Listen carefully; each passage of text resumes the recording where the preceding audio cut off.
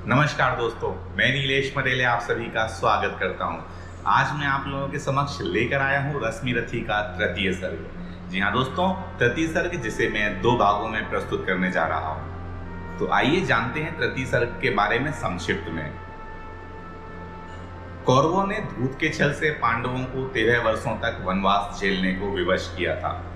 इन 13 वर्षों में से 12 वर्ष तक पांडव वनों में खुलकर रह सकते थे, किंतु 13वें वर्ष उन्हें अज्ञातवास करना था, जिसमें उन्हें कोई पहचान न सके। जब अज्ञातवास भी पूरा हो गया, तब पांडव इंद्रप्रस्थ वापस आए और कौरवों तथा पांडवों के बीच संधि कराने को भगवान कृष्ण हस्तिनापुर गए, जो कौरवों की राजधानी थी। लेकिन संधि की कौन कहे, दुर्योधन ने उल्टे भगवान कृष्ण को गिरफ्तार करना चाहा। उस पर भगवान को क्रोध आ गया और भरी सभा में उन्होंने अपना विराट रूप प्रकट किया। कहते हैं कि उनका विराट रूप देखते ही लोग मूर्छित हो गए। केवल विदुर जी की चेतना ठीक रही। उन्होंने धृतराष्ट्र से कहा, महाराज, आश्चर्य की बात है, भगवान अपने विराट रूप में विराज रहे हैं। इस पर धृतराष्ट्र ने अपने अंधे होने पर पश्चाताप किया। कहते हैं कि पश्चाताप करते ही विराट रूप देखने तक के लिए उनको दृष्टि मिल गई। विराट रूप समेट कर जब भगवान कृष्ण कौरवों की सभा छोड़कर चले, तब उन्हें आदर पूर्वक नगर से कुछ दूर तक पहुंचाने के लिए उनके साथ कर्ण भी गए। भगवान को गिरफ्तार करने की दुराभिसंधि में कर्ण का भी हाथ था, अतएव वह लज्जित होकर ही भगवान के सामने आया। किंतु राजनीति विशारद कृष्ण ने बांह पकड़कर उसे अपने रथ में बिठा लिया और रास्ते में वे उसे समझाने लगे, तू वास्तव में कुंती का पुत्र है, अतएव तुझे चाहिए कि कौरवों को छोड़कर पांडवों के पक्ष में आ जाए। तू तो कुंती का पहला ही पुत्र है, अतएव पांडवों की ओर से राज्याभिषेक हम तेरा ही करेंगे। सभी पांडव तेरे पीछे पीछे चलेंगे और मैं भी तेरे पीछे ही चलूंगा। किंतु कर्ण इससे विचलित नहीं हुआ। उसने कहा कि जो रहस्य आप बतला रहे हैं, उसकी सूचना मुझे सूर्य देव से पहले ही मिल चुकी है, किंतु कुंती ने मेरे साथ माता का बर्ताव नहीं किया। जो बात आज आप कह रहे हैं, उसे कुंती को उस दिन बतला देना चाहिए था जिस दिन सबके सामने कृपाचार्य ने मेरी जाति पूछी थी।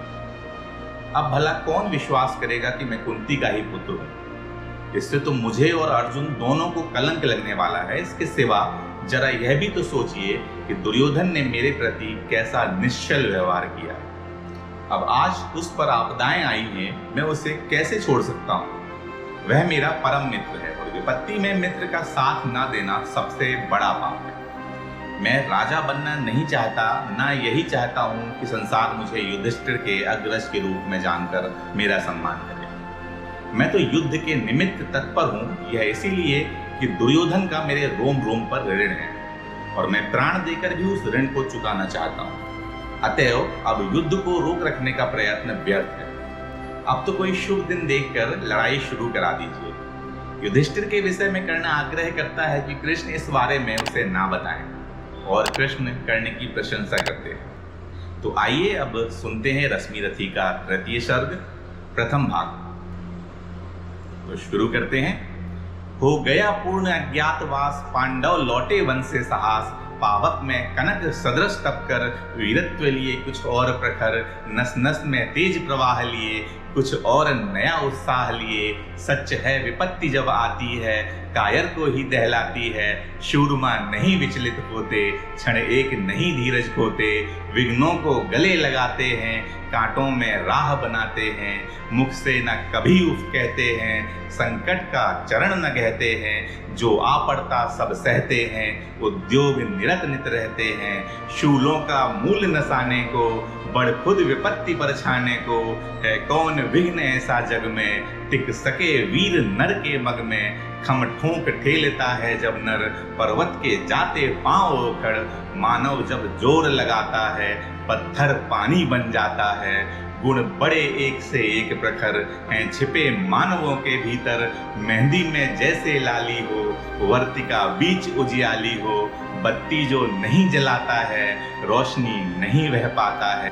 पीसा जाता जब इक्षुदंड, झरती रस की धारा अखंड। मेहंदी जब सहती है प्रहार, बनती ललनाओं का सिंगार। जब फूल पिरोए जाते हैं, हम उनको गले लगाते हैं। वसुधा का नेता कौन हुआ, भूखंड विजेता कौन हुआ, अतुलित यश क्रेता कौन हुआ, नवधर्म प्रणेता कौन हुआ, जिसने न कभी आराम किया, विघ्नों में रहकर नाम किया।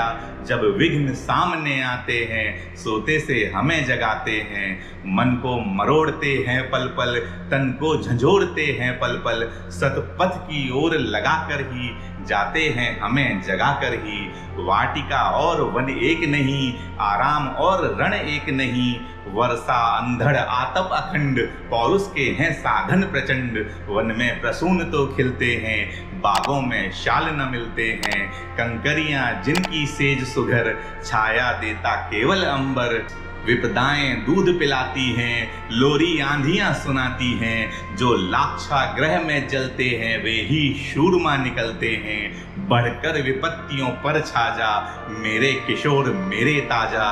जीवन का रस छन जाने दे, तन को पत्थर बन जाने दे। तू स्वयं तेज भयकारी है, क्या कर सकती चिंगारी है। वर्षों तक वन में घूम घूम, बाधा विघ्नों को चूम चूम। सह धूप घाम पानी पत्थर, पांडव आए कुछ और निखर। सौभाग्य न सब दिन सोता है, देखें आगे क्या होता है। मैत्री की राह बताने को, सबको सुमार्ग पर लाने को।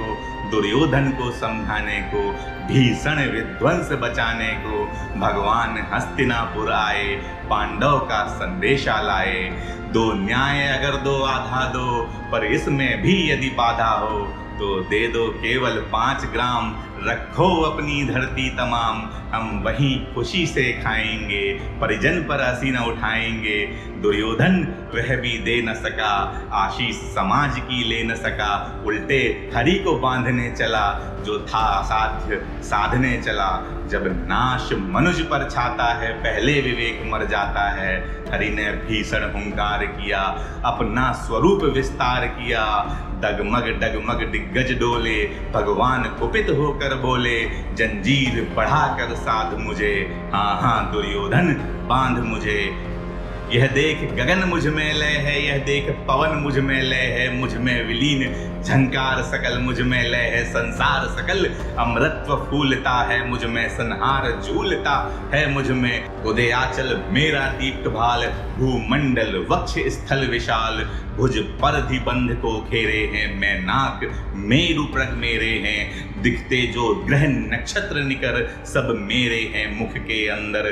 दृग हो तो दृश्य कांड देख, मुझ में सारा ब्रह्मांड देख। चर अचर जीव जब क्षर अक्षर, नश्वर मनुष्य सुर जाति अमर। शतकोटि सूर्य शतकोटि चंद्र, शतकोटि सरित सर सिंधु मंद्र। शतकोटि विष्णु ब्रह्मा महेश, शतकोटि विष्णु जलपति धनेश। शतकोटि रुद्र शतकोटि काल, शतकोटि दंडधर लोकपाल।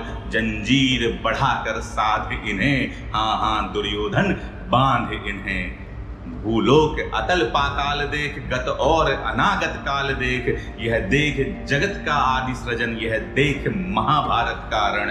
मृतकों से पटी हुई भू है, पहचान कहाँ इसमें तू है। अंबर में कुंतल जाल देख, पद के नीचे पाताल देख। मुट्ठी में तीनों काल देख, मेरा स्वरूप विकराल देख। सब जन्म मुझी से पाते हैं, फिर लौट मुझी में आते हैं। जिव्या से कढ़ती ज्वाल सघन, सांसों में पाता जन्म पवन।